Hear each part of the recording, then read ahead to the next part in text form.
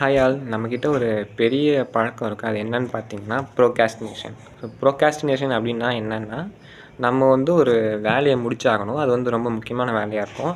But ஆனால் அதை நம்ம தெரிஞ்சே தள்ளி போடுறது. ஏன் அப்படின்னா அது கஷ்டமாக இருக்கும், இல்லை ஒன்று அது வந்து அப்புறம் செஞ்சுக்கலாம் அப்படின்ற ஒரு மைண்ட் செட் நம்மக்கிட்ட இருக்கும்.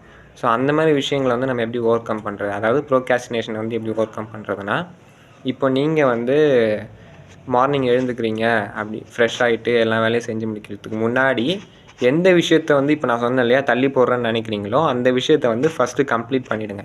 அப்போ தான் அந்த டே வந்து மற்ற விஷயங்களை செய்கிறதுக்கு வந்து பெட்டராக யூஸ்ஃபுல்லாக இருக்கும் அந்த டே ஃபுல்லாக. ஸோ நீங்கள் தள்ளி போடுறது மூலயமா வந்து பெரிய பிரச்சனை வரலாம். ஸோ அந்த முக்கியமான வேலையை அன்றைக்கே முடிச்சிடுங்க.